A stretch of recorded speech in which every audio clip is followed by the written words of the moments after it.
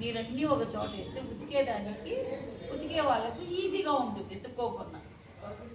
అర్థమవుతుందా? ఆడంటే ఆడ పడేయకూడదు, నీట్గా బ్రష్ చేసుకోవాలి. చేసుకున్న బ్రష్ కూడా ఏం చేయాలి, ఒక చోట పెట్టాలా. అర్థమవుతుందా? మీరు భోంచేసే ప్లేట్లన్నీ నీట్గా పెట్టుకోవాలి. ఎప్పుడు ఇట్లా బోలిచ్చే పెట్టాలా, ఓపెన్గా పెట్టకూడదు. ఓపెన్గా పెడితే దుమ్ము ధూళి అంతా పడుతుంది. తినేసిన తర్వాత బండ మీద ఇట్లా బోలిచ్చే ప్లేట్లన్నీ కూడా పెట్టాలి. ఇది ఒకటి. ఇంకొకటి, అన్నానికి పోయే ముందు చేతులు శుభ్రంగా కడుక్కొని పోయి భోంచేయాలి. ఇదన్నిటికంటే చాలా ఇంపార్టెంట్. మన గోర్లన్నీ నీట్గా కట్ చేసుకోవాలి. లేదు ఇక్కడ ఈ నెయిల్స్లో డస్ట్ అంతా ఉండిందనుకో, దాంతో మనం ఫుడ్ తిన్నామనుకో ఏమవుతుంది, కడుపు నొప్పి వస్తుంది, ఇమోషన్స్ అవుతాయి. కాబట్టి అట్లా కూడా చేయకూడదు. నేను చెప్పేదంతా అర్థమవుతుంది? బాగా వింటానరా ఏం చెప్తాను నేను?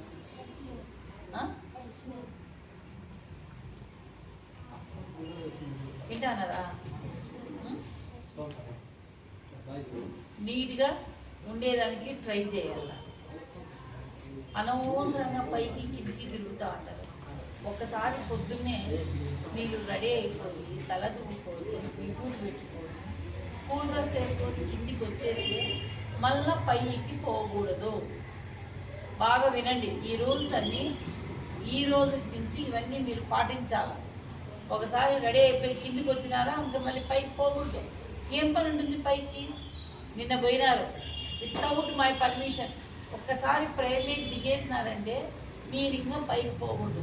నిన్న నన్ను అడగకుండా పైకి పోయినారు, ఆ రూమ్కి డోర్ తీసేసినారు, ఇంటికి వచ్చేసినారు, కోతులు పోయినాయి, అందరి స్నాక్స్ అన్నీ తినేసినారు. నష్టమే కదా. మీకు ఏం పని ఉంటుంది పైకి పోయేదానికి? చెప్పండి, ఏం పని ఉంటుంది పైకి? ఇప్పుడు మీరు హాస్టల్లో కాకుండా మీ ఇంట్లో ఉంటే ప్రతిసారి ఇంట్లో నుంచి స్కూల్కి పోతారా, స్కూల్లో నుంచి ఇంటికి పోతారా? పొద్దున్నే ఒకసారి స్కూల్కి వచ్చేస్తే స్కూల్ అయితే అందరికి స్కూల్లోనే ఉంటారు కదా. మరి ఈడెందుకు పదే పదే మీరు పైకి కిందికి తిరుగుతున్నారు?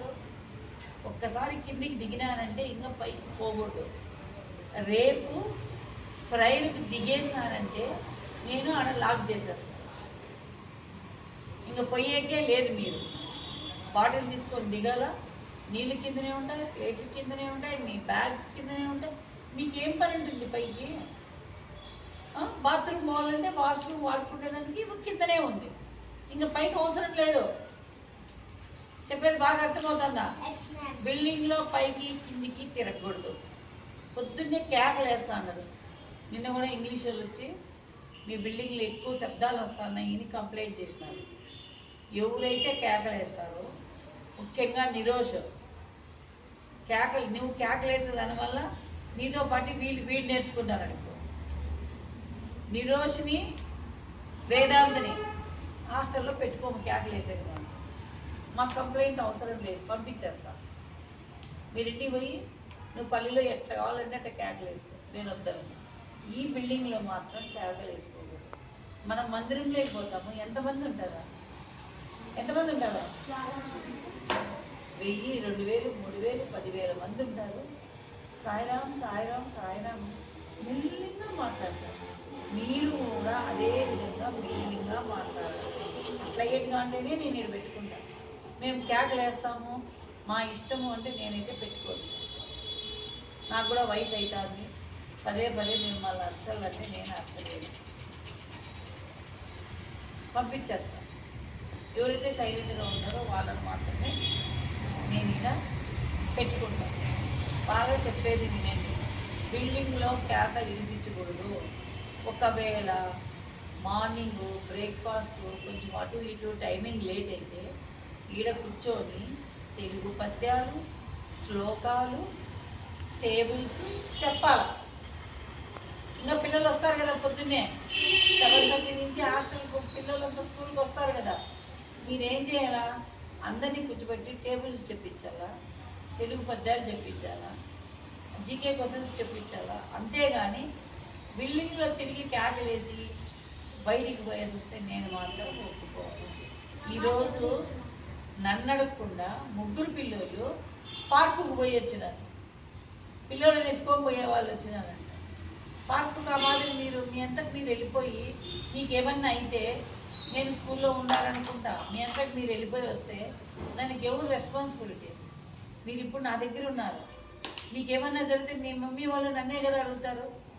మరి మీ ఇష్టానుసారం మీరు వెళ్ళిపోతే ఎట్లా? నిరోష్, నీకు వేదాంతకు నీ పేరేం పేరు? రేష్మంత్ అమ్మ ఫోన్ చేసిన పద్దెని వీళ్ళ నాయనకు వాళ్ళ నాయనకు కూడా ఫోన్ చేస్తా. వాడు కూడా పోయినాడా? మనోహర్ పోయినాడా? అస్సలు పోకూడదు.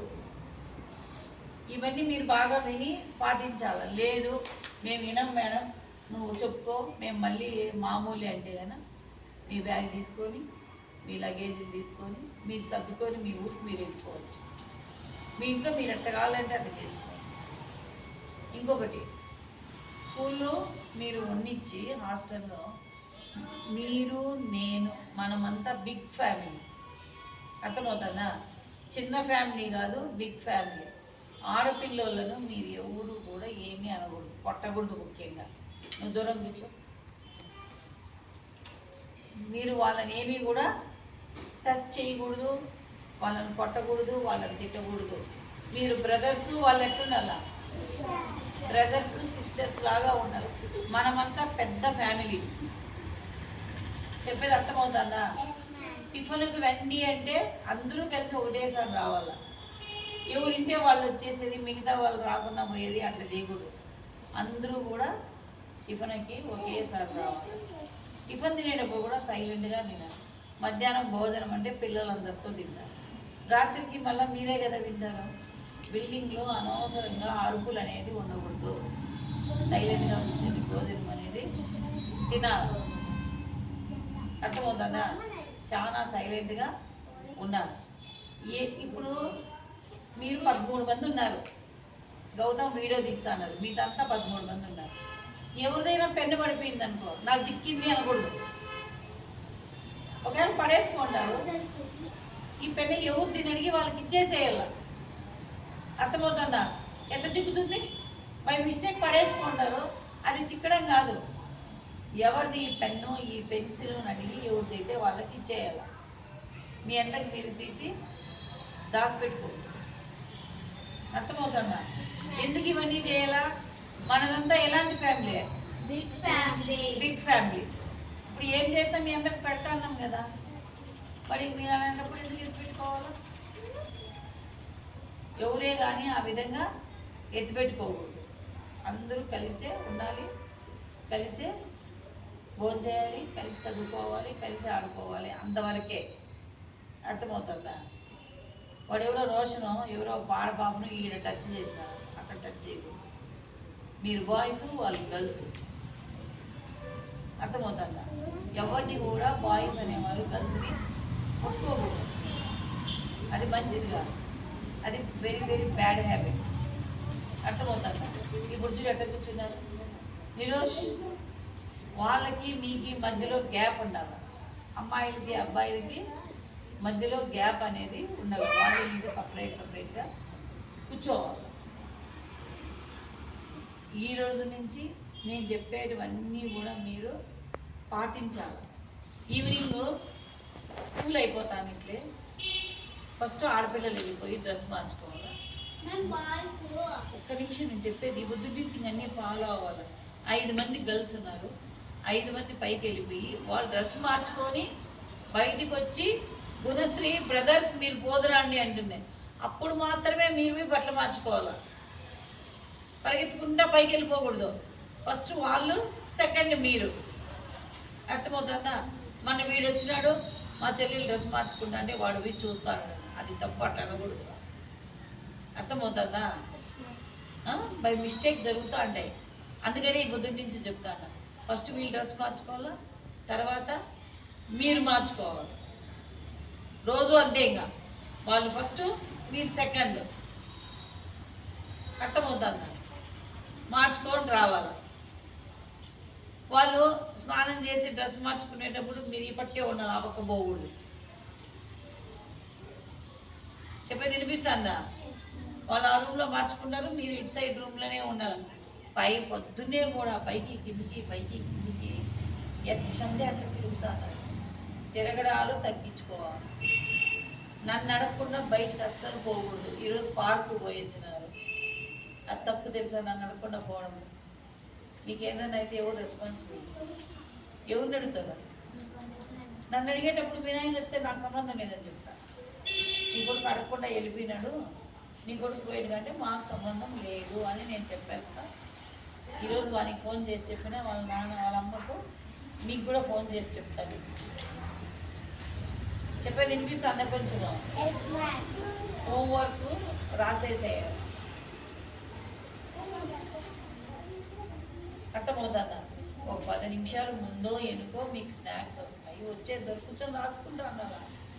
రాసుకుంటా అంటే అందరికీ ఇస్తాం కదా, గుగ్గులు అందరికీ ఇచ్చినాం కదా, మీకు ఇంకెందుకు సమస్య? ఫస్ట్ ఎగిరేది తగ్గించుకోవాలా. తోటలో నేనుంటేనే తోటలే పోవాలి. ఏ లోపల నుంచి ఆఫీస్ రూమ్లో నేను కానీ లేకుండా పోతే మీరు తోటలోకి పోకూడదు. ఏం పని ఉంటుంది? ఏంటివైనా పాములు ఉందా, ఏదైనా కలిచే పోకూడదు కదా.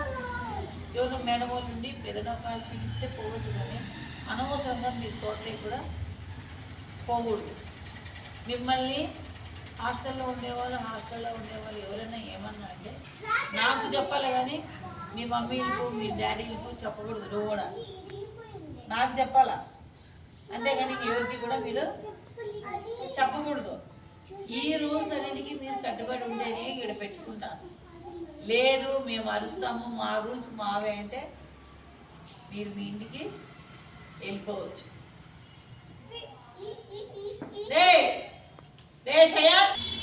నేను ఎవరినన్నా పేరు పెట్టి పిలిచినానంటే పరిగెత్తుకొని లేచి రావాలి. వినిపిస్తుంది అందరికీ? వేదాంత గారికి వినిపించదు, మనోహర్ గారికి వినిపించదు, కొడతా అని చెప్తాను. పిలుస్తానంటే ఎందుకో పిలుస్తాంది అని రావాలి దగ్గరికి. ఆడే కూర్చుంటే మీ వయసు ఎంత? నీ వయసు ఎంత? నీ వయసు ఎంత? 13లో పడింది. నా వయసు ఎంత? 60.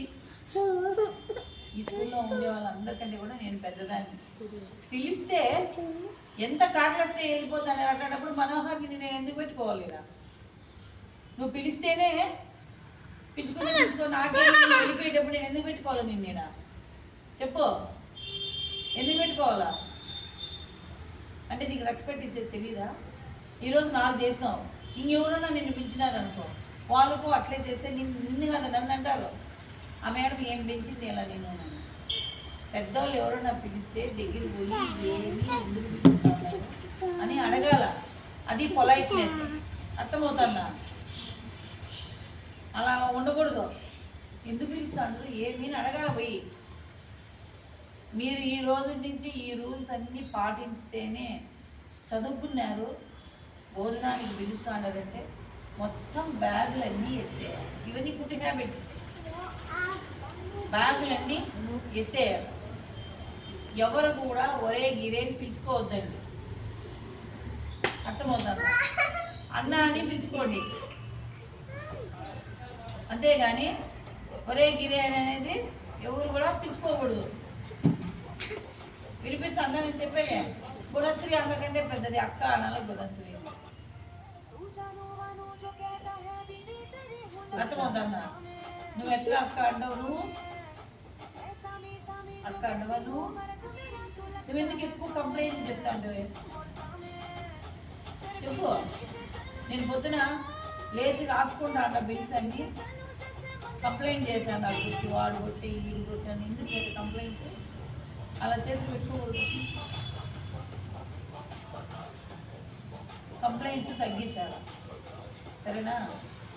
సైలెంట్గా ఉండి పొద్దున్నే రెడీ అయిపోయి చదవాలా. బాత్రూంలో ఒకరు స్నానం చేస్తానంటే ఇంక మిగతా వాళ్ళ అబ్బాయిలు ఉక్కేసుకొని కూర్చొని చదువుకుంటా ఉండాలి. వాడు వెళ్ళిపోతే ఇంకొకరు మళ్ళీ పోవాలా, మిగతా వాళ్ళంతా చదువుతూ ఉండాలి. అది పద్ధతి. అనూష్ కాదు, నిరోష్, నువ్వు గాన కేకలు వేసినావు అంటే రేపటి నుంచే పెట్టుకోను. ఫోన్ చేసి నీ లగేజ్ ఎత్తి పంపించేయడమే. ములాజ్ అయితే నేను పెట్టుకోను, ఎందుకంటే మీరు కేకలు వేసేదాని వల్ల రోడ్డు సైడ్ ఆ పక్క ఇంగ్లీష్ అమ్మ కంప్లైంట్ చేస్తుంది. కేకలు వేసాను, రాత్రి 10 గంటలకు కూడా కేకలు వేస్తాను. అలా మనం ఎవరిని కూడా డిస్టర్బ్ చేయకూడదు. అర్థం అవుతాను. అందరూ నిద్రపోతా అంటారు సైలెంట్గా. మనం సైలెంట్గా మన పని చేసుకోవాలి. ఎవరిని కూడా డిస్టర్బెన్స్ అనేది మనము చేయకూడదు. బాగా గుర్తుపెట్టుకోవాలి. అర్థమవుతుందా? ఇప్పుడు 8 అవుతాను. లేచి ఫస్ట్ మీ బ్యాగులన్నీ ఎత్తిపెట్టాలి. ఎత్తిపెట్టిన తర్వాత భోజనం. నేను చెప్పినవన్నీ మీకు అర్థమైనాయా? అన్నం తినేసిరా అంటే ఏం అర్థమైనాయో మీ లాంగ్వేజ్లో మీకు చెప్పాలి. ఇప్పుడే చెప్పండి. నేను ఇంతసేపు ఏం చెప్పినాను చెప్పు. బాబాయ్ నాకు కూడా కొత్త బట్టలు తీసుకొని వస్తాడేమో. ఏం చెప్పినా నేను ఇంతసేపు మరొకరిని డిస్టర్బ్ చేయకూడదు. ఒకరు స్నానం పోయినప్పుడు మేము చదువుకోవాలా, వాళ్ళ తర్వాత మేము పోవాలా. ఫస్ట్ గర్ల్స్ డ్రెస్ చేంజ్ చేసుకున్నప్పుడు కింద బాయ్స్ ఉండాలా. స్నానం చేసిన మనమందరము బిగ్ ఫ్యామిలీ. మనమందరం ఎవరు? ఇంకా నెక్స్ట్ ఇయర్కి ఇంకా కూడా వస్తారు. మన ఫ్యామిలీ ఇంకా గ్రో అవుతుంది, చాలా మంది వస్తారు. అలా వచ్చినప్పుడు మీరందరూ కలిసి మెలిసి బాగా హ్యాపీగా ఉండాలి, కానీ కొట్లాడుకోకూడదు. అర్థమవుతుందా? ఎవ్వరు కానీ నాకు చెప్పకుండా గేటు దాటి బయటికి పోకూడదు. అర్థమవుతుందా? క్యాకులు వేస్తారా పొద్దున్నే? నేనేం చేయను. పెన్ కెమెరా బిగించిన. మీకు తెలీదు ఏడుంది నన్ను, నాకు మాత్రం తెలుసు. మీరు చేసే ప్రతి అల్లరి కూడా పోలీస్ స్టేషన్లోకి వెళ్ళిపోతుంది. వాళ్ళు వచ్చి పట్టుకుపోతారు. నేను మా పిల్లోళ్ళు అలా చేయలేదు అది ఇది అంటే కూడా వాళ్ళు ఒప్పుకోరు. ఎందుకంటే కెమెరాలో రికార్డ్ అయింటుంది కదా, సీసీ కెమెరాలో రికార్డ్ అయింటుంది. కాబట్టి మీరు ఏ మాత్రం కూడా తప్పించుకోలేదు. అర్థమవుతుందా? చెప్పండి, ఇప్పుడు ఏం చెప్తారు? నిరోష్ చెప్పు. లే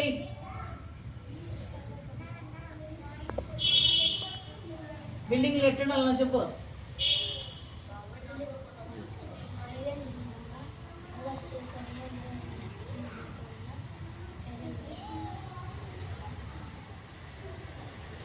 హోంవర్క్ ఏం చేయాలా? ఫాస్ట్గా, ఫాస్ట్ ప్లస్ నీట్గా రాసేయాలి. అర్థమవుతుందా? అన్ని ఈరోజు ఫాలో అవుతారా? Okay, get up now, go and take your bags.